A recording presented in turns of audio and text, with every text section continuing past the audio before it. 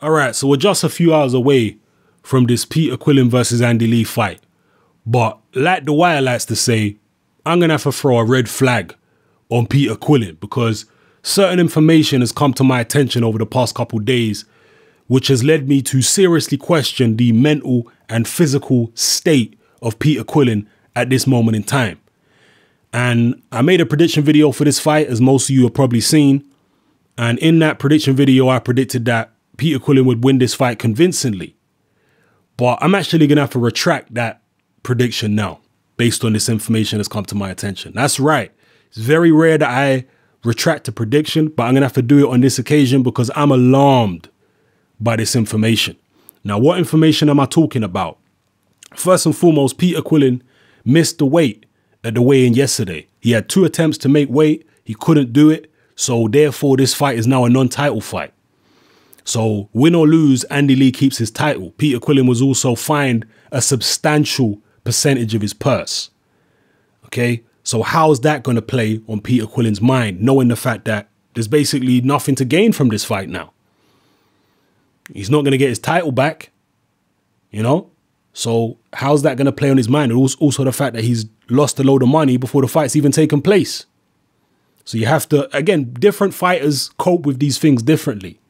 But to be honest with you, I haven't really studied Peter Quillin over his career from a psychological point of view very closely.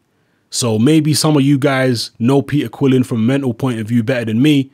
And maybe you think he's going to be okay in that type of situation. But again, there are other contributing factors, which I'm going to get to in a second. So there's that situation. Also, as you can see on screen right now, the WBO apparently had a second weigh-in, which is something the IBF also do because they don't like fighters ballooning up in weight too much on the day of the fight. So some of these sanctioning bodies are starting to have second day weigh-ins where they say you can't, balloon up over a certain weight or we're going to call the fight off. And Peter Quillin has missed weight on the second weigh-in, just like he did in the first weigh-in. He's come in at 176 pounds. Okay, that's over the light heavyweight limit. And his fight's at middleweight. Why is this guy missing 2 weigh-ins, like that? This is a guy who says that he's got a nutritionalist in his camp and he's missing 2 weigh-ins. I mean, that's not good. And is this a situation where he hasn't made the weight correctly? Is this a situation where Peter Quillin has been, overeating in training camp? And, when the nutritionist is not looking, he's eating like Snickers bars and stuff like that. What's been going on? Is his mind not really on the job? What's going on here? That's disturbing to me that the guy's missed 2 weigh-ins like that. And I'm assuming that he did lose the 2 pounds to get back down to 174 or whatever. But I guess that remains to be seen. So physically, I don't know where he's going to be at. Some people say, oh, it could be an advantage for him being so heavy. It might be an advantage for him, if he's, brought his weight down gradually over the course of a training camp. But if he's been on a crash diet in a training camp, this could be a reflection of that. And he could be extremely weak once he gets into the ring. It just depends how he's got down to this particular weight that he's at. So I can't trust that. I'm concerned about that from a physical standpoint. And as I say, not having the title to gain in this fight and being fined concerns me from a psychological standpoint. And another thing, as you can see on screen right now, there's a screenshot from an interview that was conducted just a couple days ago with Peter Quillin. And in this interview, I mean, again, I have to say, I'm not an expert on the psychology of Peter Quillin. All right. So maybe he's always like this. Maybe he always is, in a type of mood and talking about the kind of things that he talks about in this interview that's on screen right now. All right. But I'm not privy to that if he is.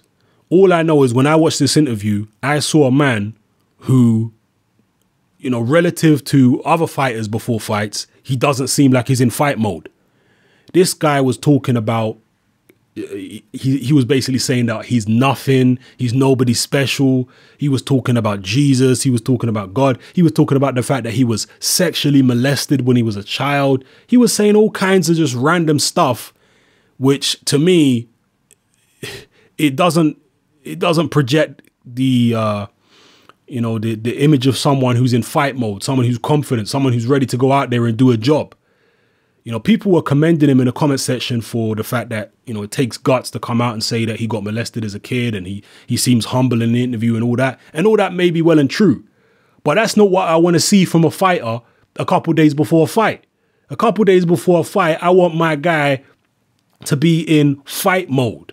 That don't mean that he has to be angry or nothing like that, but he has to be full of confidence. That's what I want to see. I don't want to see a guy, you know, talking about tragic stuff that happened to him when he was a kid a couple days before a fight. All right, save that for after the fight. You know, so again, maybe Peter Quillin's always like this, and if he is, then it probably won't affect him in the fight. But when I saw that interview and combined it with the fact that he's missed weight and he's going to be fined and all this other kind of stuff, I don't know, man. I can't trust Peter Quillin to put in the performance that he should be capable of. Again, I've never really thought that highly of Peter Quillin. I don't think he's a special fighter. You know, I don't think he's anything special, but I always felt that he was good enough to beat Andy Lee because I don't think it takes a special fighter to beat Andy Lee. But based on this information here, very disturbing information to me, I can't trust Peter Quillin to fight to the best of his ability. Maybe he will.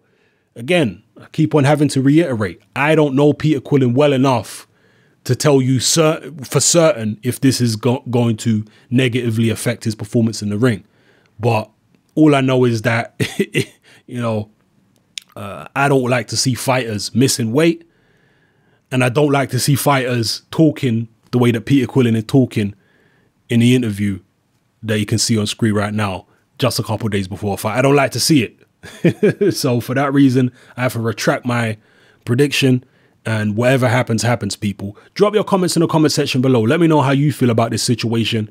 Do you know more about Peter Quillin from a mental point of view than me?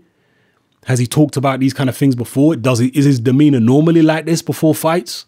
Does he have a history of missing consecutive weigh-ins?